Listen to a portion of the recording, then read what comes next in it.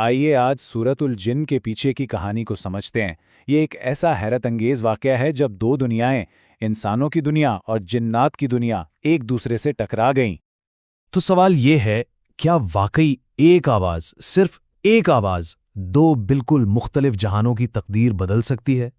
سوچیں ذرا، ایک ایسی آواز جس کی گونج نے صرف زمین پر ہی نہیں بلکہ ایک اور پوشیدہ دنیا میں بھی ہلچل مچا دی تھی۔ اچھا، اس واقعے کو ٹھیک سے سمجھنے کے لیے ہمیں اس دور کے مکے میں جانا ہوگا، ایک ایسی دنیا جو روحانی طور پر بالکل تاریکی میں ڈوبی ہوئی تھی۔ تصور کریں، خانہ کعبہ بتوں سے بھرا پڑا تھا، لوگ اپنے ہی ہاتھوں سے مورتیاں تراشتے اور پھر انہی کے آگے سر جھکاتے تھے۔ ناانصافی، غربت، جہالت، یہ سب عام تھا۔ حالات اتنے خراب تھے کہ کچھ لوگ تو اپنی اولاد تک کو بتوں پر قربان کر دیتے تھے۔ ایک بہت گہرا روحانی خلا تھا، ایک ایسی پیاس تھی جو بجھائیں نہیں بجھ رہی تھی۔ اور ان کی پکار کچھ ایسی تھی، یہ آواز ان کی بے بسی کی تھی۔ ساری امیدیں، ساری التجائیں بے جان پتھروں سے تھیں۔ یہ ان کی گمراہی کی ایک بہت ہی دردناک تصویر ہے۔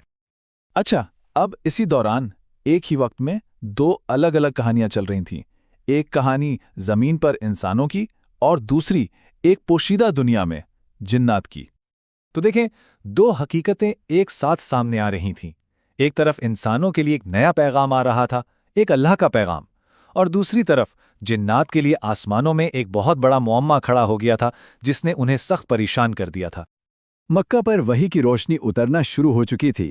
اللہ کے رسول صلی اللہ علیہ وسلم کو حکم ملا، پڑھو، اور آپ نے توحید کی وہ آواز بلند کی جس نے صدیوں پرانے شرک کے اندھیروں کو للکارا۔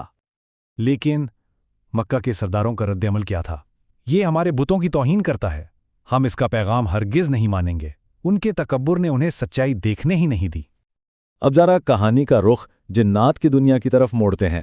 اسی وقت وہ آپس میں ایک سوال سے پریشان تھے، ہمارے لیے آسمان کے دروازے کیوں بند ہو گئے ہیں؟ دیکھیں، جنات کا ایک خاص کام تھا، وہ نچلے آسمانوں تک جا کر فرشتوں کی باتیں سنتے تھے اور پھر وہ خبریں زمین پر اپنے کاہنوں تک پہنچاتے تھے۔ یہ ان کا معمول تھا، ان کی طاقت تھی۔ لیکن اب سب کچھ بدل گیا تھا۔ اب ان کے راستے بند تھے۔ اگر کوئی قریب جانے کی کوشش بھی کرتا تو آگ کے شعلے اس کا پیچھا کرتے تھے۔ کائنات میں کوئی نیا قانون نافذ ہو چکا تھا اور وہ اس کی وجہ جاننے کے لیے بے چین تھے۔ تو اب کہانی ایک بہت ہی دلچسپ موڑ پر آ گئی تھی۔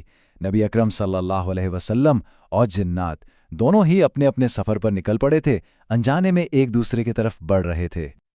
یہ ایک ہی رات کے دو سفر تھے۔